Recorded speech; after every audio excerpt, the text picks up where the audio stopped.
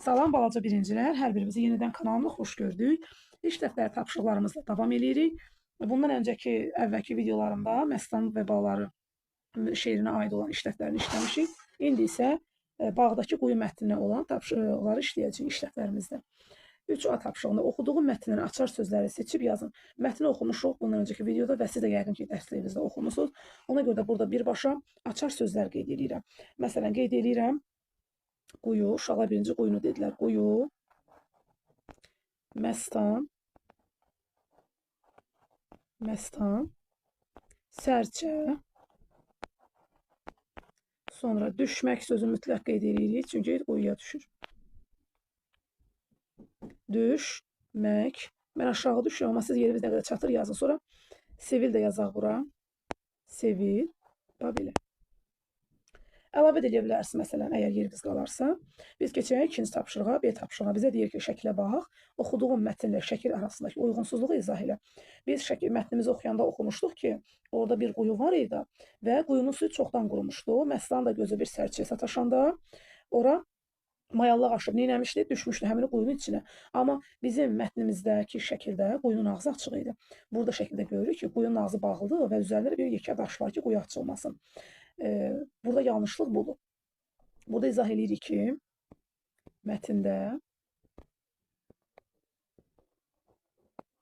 mətindəki şəkildə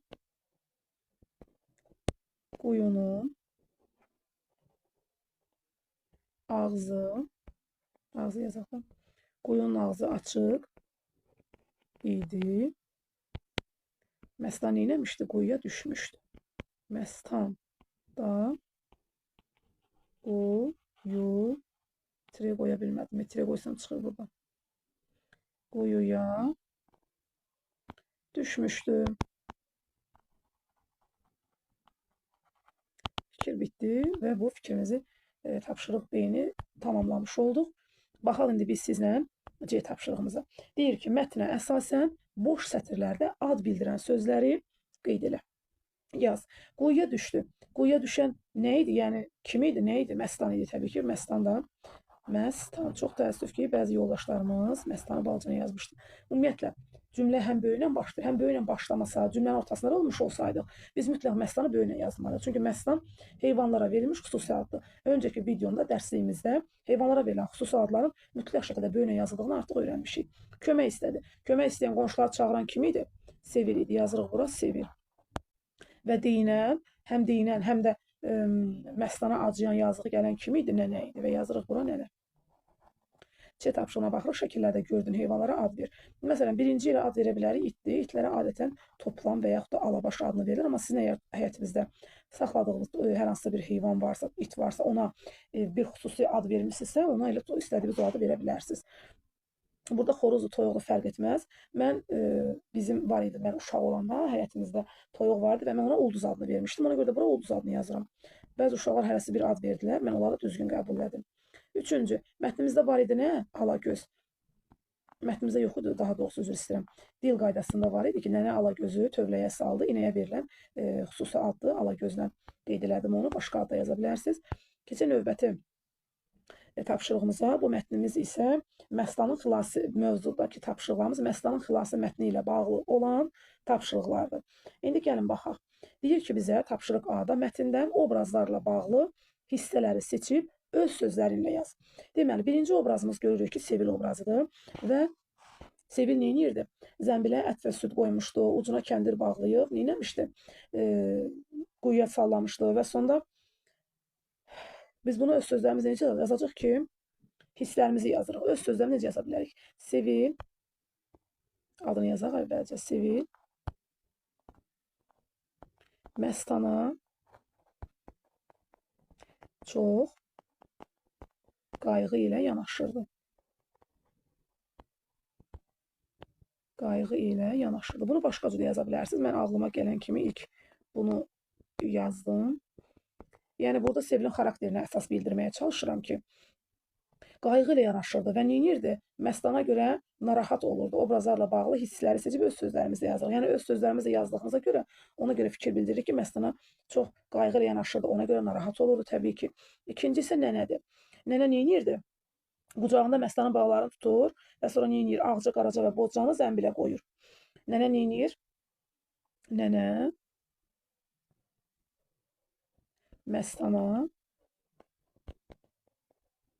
Məstanın halına acıyır. Bu biraz kobud göründü, bilinmədi. Hə, Məstanın halına acıyır. Belə yazıram. Uzun yazmaq olardı ki, Məstanın halına acıyır, ona mərhəmət hissi. Bu necə qeyd eləyək biz bunu? Mən qısa yazıram bura mərhəmət. Yəni siz nəzərinizdə saxlayın ki, yazırıq ki, mərhəmət hissi var idi nənənin. Bunu da qeyd edə bilərsiniz sonra. Üçüncüdə biz nə görürük? Məstandır və balalarıdır. Sonra burada kimsə var, görək. Uşaqlar da var. Burada biz Məstanla balalarını görürük. Mətnimizdə necədir? Deyir ki, Məstan zəmbilə cumdu, balalarına sarıldı. Məstan neyniyir? Yazırıq ki, bura Məstan balalarını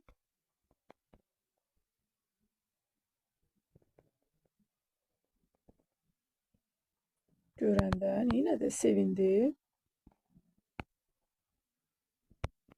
Vergül qoyub yaza bilərsiniz ki, zəmbilə cumdu. Bunu da qeyd edə bilərsiniz istəsəz. Sonunda biz görürük ki, uşaqlar, yəni qonşu uşaqlarla sevinirlər, quyunun ağzını bağlayırlar. Burada da yazırıq ki, uşaqlar neynirlər? Uşaqlar bütün heyvanları təhlükədən qoruyurlar. Heyvanları təhlükədən qoruyur.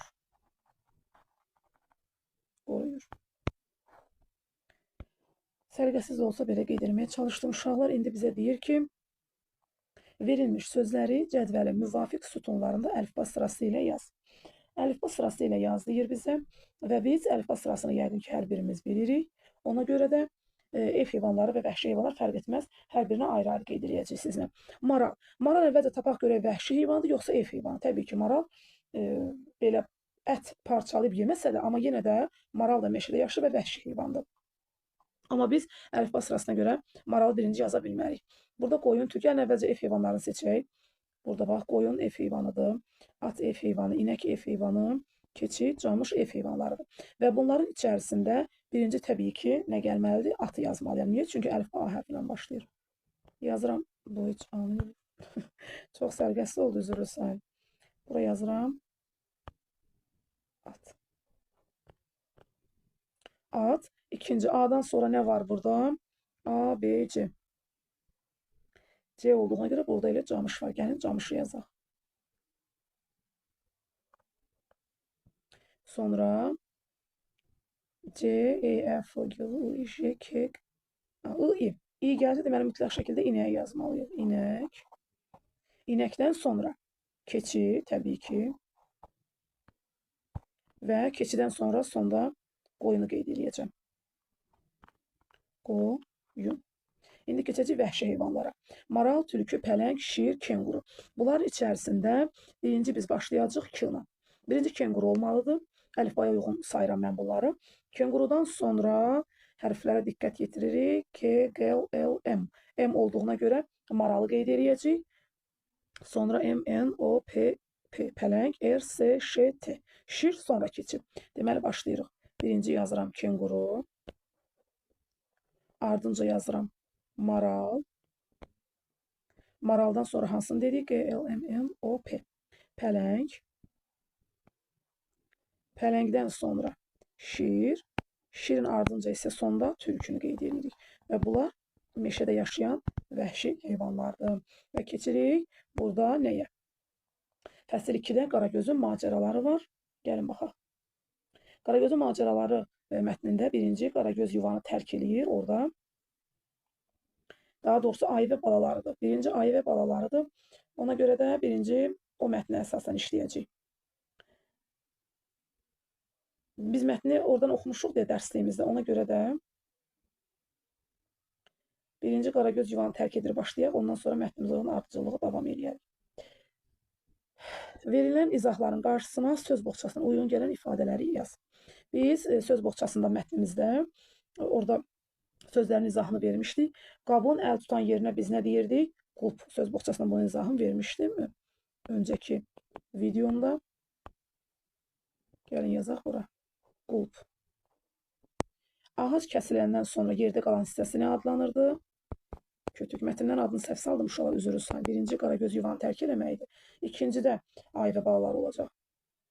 Su, yağ, bal saxlamaq üçün böyük qaba biz nə deyirdik? Küp. Küp.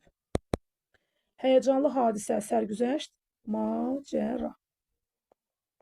Bunların önceki videomda izahını geniş verdiyime göre burada üzerine dayanmıram. Palıd, şam və sair ağacların meyvəsi, sərt möhkəm meyvəsinə nə deyirdik? Qoza. Sonra heyvanların qabaq ayaqlarının o barmaqları, dırnaqlarına nə deyirdik? Pəncə. Sonra keçirik sizlə B tapşırığımıza.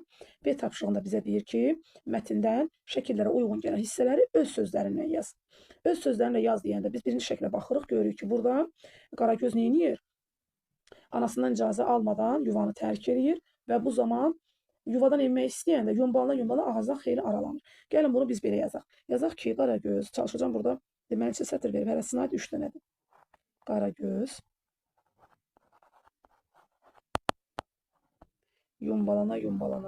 yumbalanıb yazaq da çox. Yumbalanıb, qısaltmağa çalışıram ki, sərgəsiz olmasın. Qaragöz yumbalanıb, əvvəlcə hardan düşür, bunu qeyd eləmədik, gəlin yazaq. Qaragöz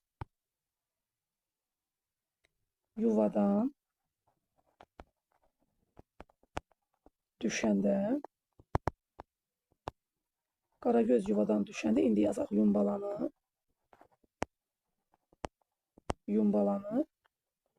bir kötüyə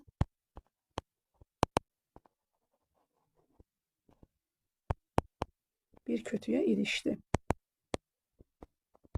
İkincidə görürük ki, ayı neyniyir? Ayı küpü gəlir kolun arxasında. Ayı harada gizlədir?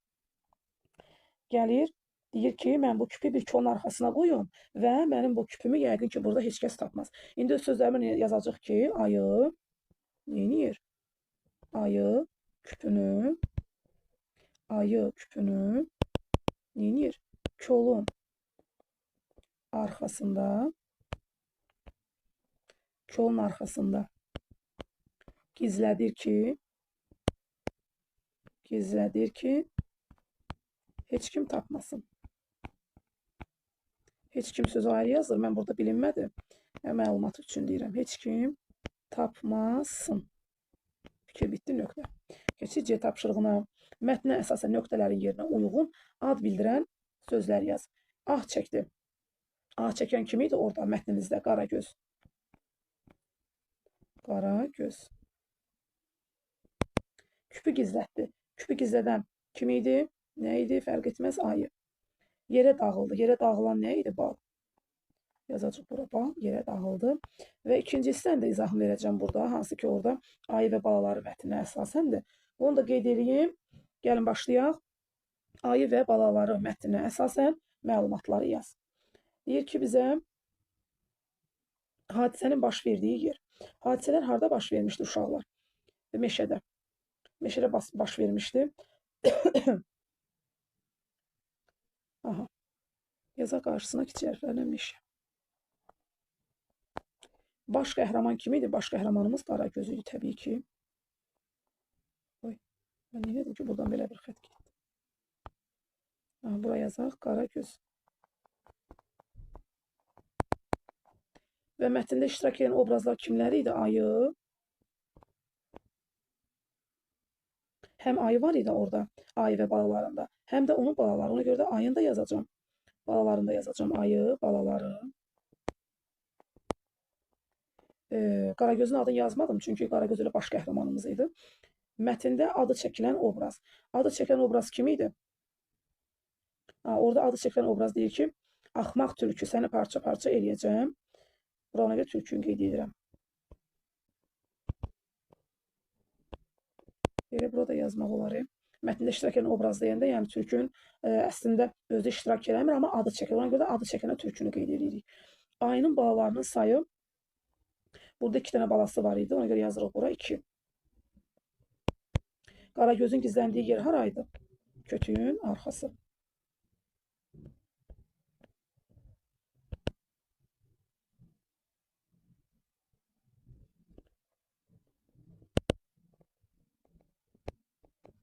keçirik sizlə B tapşırığımıza.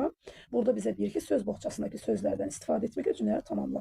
Aysil həyətdən səslər eşidib pəncərədən. Biz dedik ki, uzaq bir məsafədən diqqətlə nəyəsə boynu uzadıb baxmağa nə deyirik? Boylanmaq. Aysil həyətdən səslər eşidib pəncərədən. Daha mənim uşaqlarım kimi səhv yazıb boylanmaq yazmayın. Yazın boylandı. Boylandı. Sonra qorxudan canavarın gözləri, təəccüblə, qorxuyla, maraqla gözlər böyüyüb baxanda nə deyirik? Bərəlmək. Və canavarın gözləri bərəlmək ki, yazırıq bərəldi. Ki, cümləmiz düzgün tamamlansın uşaqlar. Cümlələrin sonunda həmişə xəbərlik işarəsi qoyulmalıdır. İndi baxırıq nəyə? Mətndən, ayı və balaları mətnindən gedir söhbət.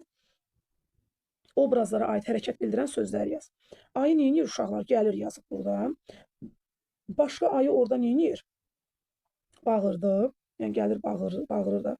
Bağırdı, yəni hirsləndi. Sonra neynədi? Getdi. Bağırdı, sonra neynədi? Getdi. Gördü əvvəlcə. Getdi. Əslində gördü, bağırdıdan əvvəl olmalıydı. Mən belə yazdım, daha silmədim uşaqlar. Bəs baxırıq indi Qaragözə. Qaragöz neynirdi? Baxırdı. Sonra burada da gördü ki, gördü. Sonra neynədi? Gəlir. Gəlir yox, gizləndi olacaq. Gizləndi. Sonra neynədi? Boylandı. Boylandı. Bu da Qaragözə aid olan hərəkətlərdir. İndi burada bizə deyir ki, bu görə burada aşağıda yer verib, nə qədər yerimiz var. Bizə deyir ki, Ç tapşırığında mətndən ayının qəzəbini ifadə edən cümlələri köçürün. Gəlin baxaq. Burada nə deyir? Deyir ki, mənim küpümdəki balı kim dağıdı? Yəqin bu tülkünün işidir. Axmaq tülkü, səni parça-parça edəcəyəm. Biz burada bunları yazırıq. İfadə edən cümlələri köçürür. Yazacaq ki, axmaq tülkü. Qısa yazıram uşaqlar sizin üçün. Uzun əvvəlini yazmıram ki, axmaq tülkü. Nida işarəsi. Aşağıda səni parça-parça edəcəyəm. Səni parça-parça edəcəyəm. Amma sizdə yəni yer genişdir. Siz istəsəz nə edə bilərsiniz? Əvvəlinə yaza bilərsiniz ki, mənim küpümdəki balı kim dağıdı? Bunu da qeyd edə bilərsiniz əvvəlinə. Mən bilirəm ki, burada səliqəsiz yazıram deyə yerləşmir. Mən biraz konkretləşdirirəm və səliqəsiz olsa, ümid edirəm sizin üçün yararlı oldu uşaqlar. Növbəti Qaragözün macəralarını isə növbəti videolarımızda izahını çəkəcəm. Bugünlük məncə bu qədər kifayətli. Hələlik uşaqlar.